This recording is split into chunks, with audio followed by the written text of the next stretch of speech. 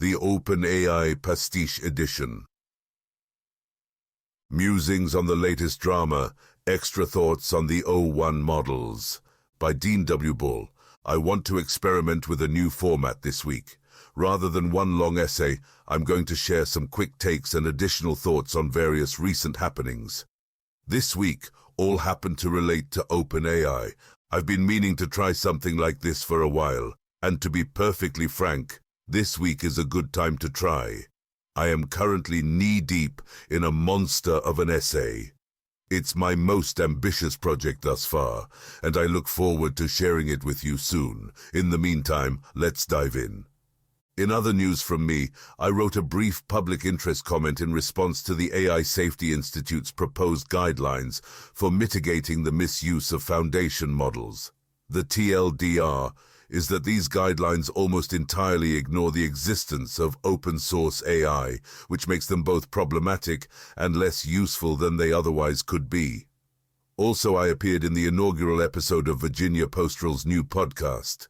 It was a fun conversation, and I had my first report published by Mercatus. It is about the need to think of the AI workforce more broadly. Several more Mercatus reports are in the hopper, and these are in addition to the major project I mentioned above. For DC area readers, 1 week from today, I am co-hosting AI Bloomers, a get-together for people who are excited about AI. It will be at Union Pub on Capitol Hill from 6 to 8 on Thursday, October 3rd. RSVP here. The OpenAI drama this week is twofold. First, several key OpenAI executives, Chief Technology Officer Mira Marathi, VP of Post-Training Research Barrett Zoff, and Chief Research Officer Bob McGrew. Second, multiple outlets are reporting that OpenAI intends to restructure itself as a for-profit public benefit corporation, with CEO Sam Altman taking an equity stake in the new company. Up until now, Altman had not taken any equity in OpenAI. Every time there is OpenAI-related drama, the safety community cynically seizes the narrative. The decision to restructure as a public benefit corporation is, we are told, the mask coming off, even though the PBC is precisely the same structure that OpenAI rival Anthropic employs. This is the strongest closing argument I can imagine on the need for SB 1047, wrote Zvi Maushowitz. While Zvi does not directly imply that the departures are related to the restructuring, others do. The general sense I get from scanning X is that surely these executives left because of internal struggles related to the restructuring. I am not so sure. OpenAI Kremlinology is a favorite pastime of the AI community. As a nerd with more than 2 decades of armchair Apple Kremlinology experience, I remember when Gurman was a kid working at 9to5 Mac, outclassing the big boys at the Wall Street Journal and Bloomberg from his dorm room. I'm here to tell you, not everything that happens inside a company is fodder for the narrative you're pushing. If you believe that we need Senate Bill 1047 because of the imminent rise of a species of superintelligent machines with intent to kill humanity, it seems to me that there are, in fact, stronger closing arguments on the need for that bill than the departure of some executives and a corporate restructuring. Let's start with the restructuring. I fail to understand how OpenAI adopting the same corporate structure as Elon Musk's xAI and Anthropic is a mask-off moment. Are those companies somehow less safety conscious than OpenAI? If anything, the evidence points the other way. Elon Musk famously supports SB 1047, and Anthropic has made AI safety one of its key research and marketing differentiators. I, along with most observers I know, expected OpenAI to pursue a restructuring like this at some point. It is unclear that it means much of anything for OpenAI's approach to safety or security. If anything, the move to a for-profit public benefit corporation should make you a bit less concerned about OpenAI's governance. Non-profit governance is a far less sophisticated and robust area of the law than traditional corporate governance. It is true that Marathi's departure in particular raises eyebrows. She briefly served as interim CEO of OpenAI after Altman was ousted from the company last year.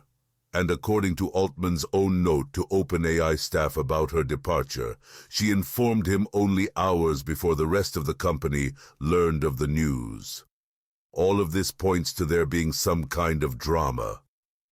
As for McGrew and Zoff, senior executives leave companies all the time. Talent churns through Silicon Valley firms constantly. Perhaps these senior executives left because Altman squeezed them out for being insufficiently loyal or not supporting his restructuring plan, but they may just as likely have left for entirely different reasons. There's the simple fact that working at OpenAI is surely a grind.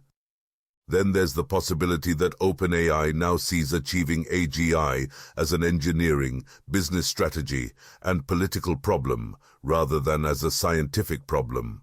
Perhaps they now feel as though the scientific breakthroughs are in place, or at least within sight of being accomplished, and now it is just a matter of building the data centers, doing immense amounts of engineering work, striking deals, and conducting delicate geopolitical footwork. One can understand how this would require a different kind of organization and a different leadership team to be successful.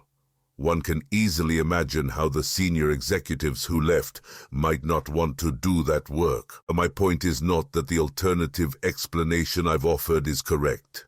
Instead, it's that there are many explanations for this particular fact pattern, and it's wiser to judge companies by their actions rather than what people say on social media.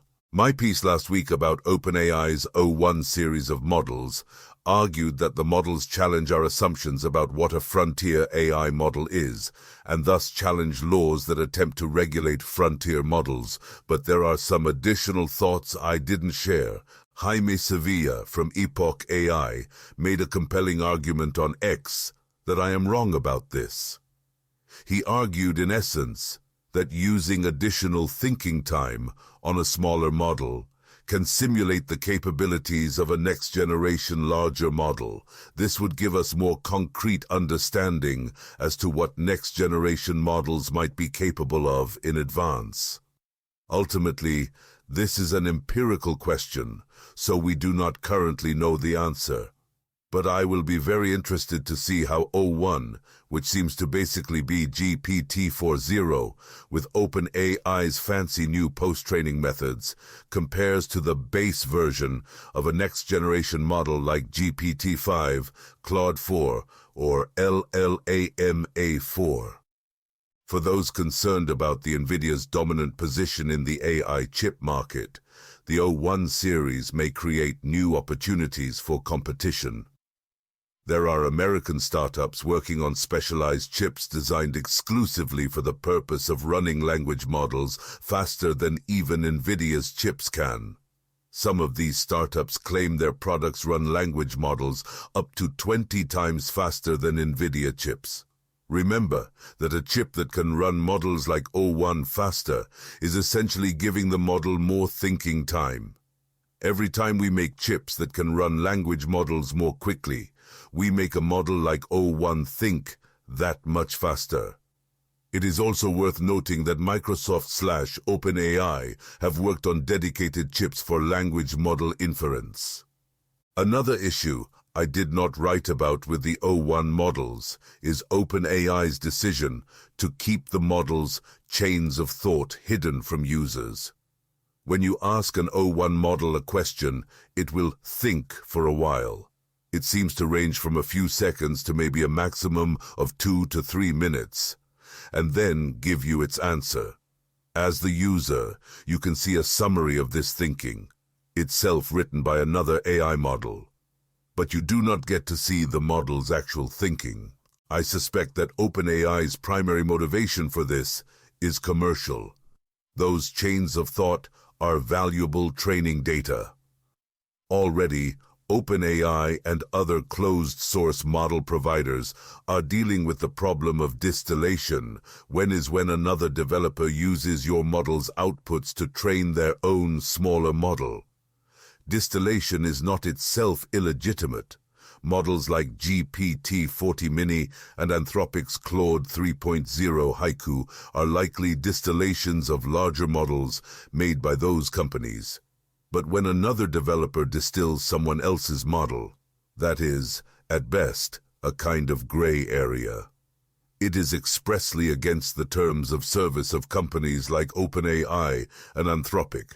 OpenAI also argued there is a safety angle to hiding the chains of thought. Basically, in order to supervise the model's thinking, OpenAI applies minimal alignment training to the chains of thought themselves. That way, if a model is trying to deceive its users, it will say so in its chain of thought. OpenAI wants to be able to supervise the model's thinking without exposing an unaligned thought process to customers. I am skeptical of this, to be frank. First, if models really are deceiving users or having otherwise unaligned, which could just mean politically incorrect thought, it is the user's right to know. If a model is trying to manipulate a user, shouldn't the user have a right to know that fact?